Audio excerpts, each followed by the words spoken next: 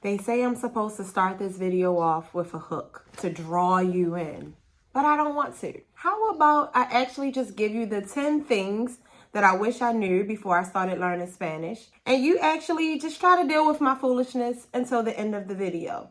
How is that for a hook? I wish I knew that learning Spanish was a journey. It's a marathon, not a race.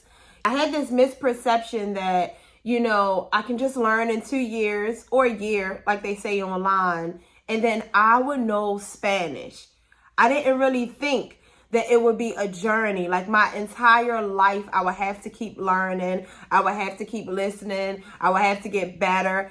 I wish I would have known that, it wasn't like a one-time thing. Like, oh, I can just learn Spanish in 2 years and now I know Spanish. The next thing I wish I knew that my confidence would be tested. I was so secure in who I was before I started learning Spanish.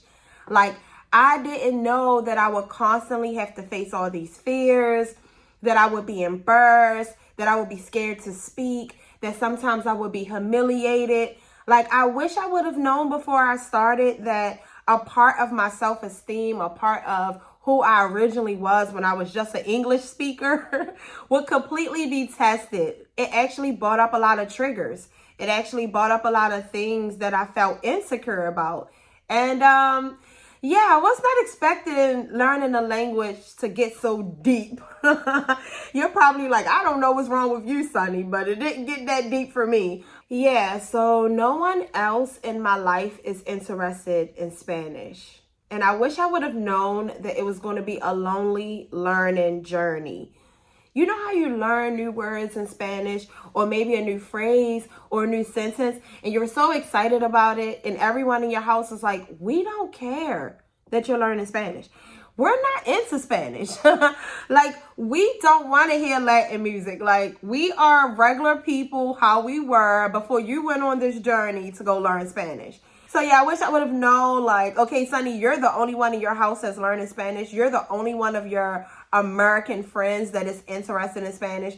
No one is going to be a part of this part of your world. And Spanish have now become such a big part of my world that it feels weird. I wish I knew that my traveling experience was going to get so much better. You guys, I was like in Peru, just in cabs, having the most amazing conversation with like cab drivers. ¿Salido del país? Nunca. No, no. Sí. Es muy triste. Costa Rica es muy cerca, ¿sí? Sí, sí. No entiendo a primera vez. Okay. Pero ahora entiendo. Okay. ¿Cuatro? No, 4 es muy loco. No tiene. Yo tengo 2 para mí. Muy pequeño. Sí, muy pequeño, mucha calle. Like, my traveling experience, being able to express myself when I'm in Latin America has been amazing. One of my favorite things is I get to negotiate. Like, I don't get taken advantage of anymore. Like, when I only spoke English, they could tell me any price, and now I'm like, no, es muy caro. Es muy caro. No es justo. I wish I would have spent more time on the alphabet in the beginning. You guys, I promise you I can't make this up. I literally only went over the alphabet like 2 times. I was like, okay, A, B, C, D. I could just start speaking words. No. So I started learning the sounds of the alphabet through the words. I don't suggest you do that. If you're a beginner, I suggest that you just spend some time on the alphabet. I didn't. I looked it over 2 times. I was like, okay, they the same letters in English. They just sound different. One day I remember I couldn't roll my R's, my R's, right? And I was just like all day long.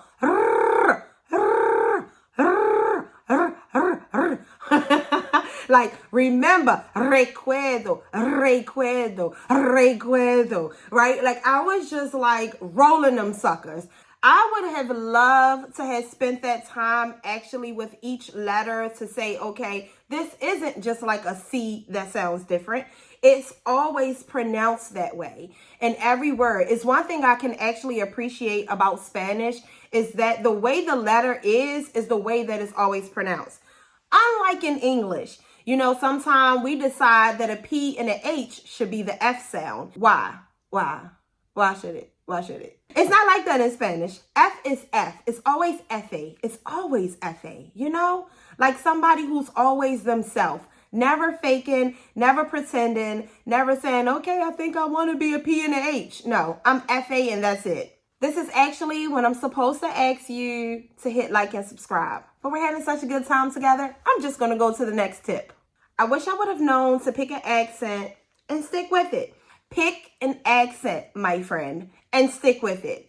Let me tell you why, and let me tell you how I did that all wrong and how I wish I would have picked an accent from the very beginning and only tried to speak that way. So because I spent 3 months in Peru. Hola. Sonrío. Hola, saludos.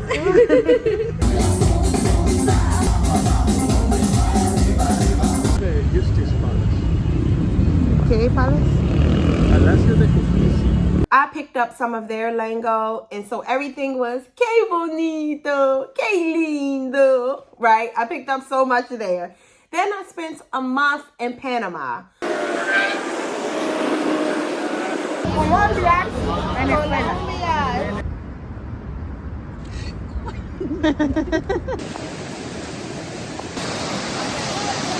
While I was in Panama, I picked up on all their jerga, their slang, right? So now I was like talking with some Panamanian slang. Colombia is actually mi acento favorito. I have a Colombian accent with certain words. Now let's talk about Mexico. Mexico is muy cerca de San Diego. A lot of people speak with a Mexican accent in San Diego. I've picked up some of the Mexican words, you know, like plata. So what does that mean? I have a little Mexican accent as well. A lot of my good friends are from Venezuela. Necesito leer en ¿cuánto tiempo? Un mes. Un mes. So, you know, it's not okay to be sounding like everybody. Right now, I'm all over the place. You know, sometimes I say yo, sometimes I say Joe. Sometimes I say, you know, calle. Sometimes I say calle. I'm in la calle, in la calle. Sometimes I say en la calle, in la calle. I'm all over the place, and I don't want you to be like me. You know, this whole channel is to stop you from being a mess like me. I said if you could stay to the end for the foolishness, you would get everything you came for, okay? You guys, I wish I would have known that I was going to meet so many friends. I know I told y'all earlier that it's a lonely world in my day-to-day life with my family, people in my house, my friends. However, it has opened up my world to something so beautiful. I have friends in Spain, in Peru, in Chile, in Venezuela, in Colombia, in Mexico. I have friends, in Panama.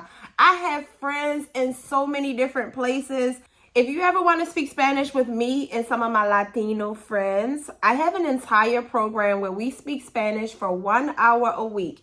It is built around a comfortable community where you will feel safe. You are with a whole bunch of other learners, and it's separated by intermediate and beginners. So just check the link out in the description if you ever want to chat with us 1 hour a week in Espanol. So I'm going to be honest here. I wish I would have known how hard it was going to be to start learning a new language. I wish I would have known. I don't know for sure if I would have actually started. I can't say that with certainty, but I can tell you that I won't stop now. There's no turning back now. This is what makes me. This is what I am. So even though I said it was hard in the last point, it has brought me so much joy, you guys. It has literally changed my life. I didn't know that I would build a Spanish YouTube channel. I didn't know I was going to start a business for learners to be able to speak Spanish once an hour with native speakers. Like, I had no idea the amount of joy that Spanish was going to bring into my life. Like, I just didn't know. And I wish I would have known that. I wish I would have known that it wasn't just going to be me sitting in a classroom learning, you know, conjugations, that it was actually going to open up my life. Oh my God, why I feel like I'm about to start crying. I better not start crying on here. I definitely wish I would have known how important comprehensible input is. And I wish I would have started there. I wish I wouldn't have started like immediately trying to speak, you know, booking lessons. And, you know, I really wish I would have started with comprehensible input. That's probably my biggest regret. And if you want to know why I wish I would have started there, go ahead and check this video out right here.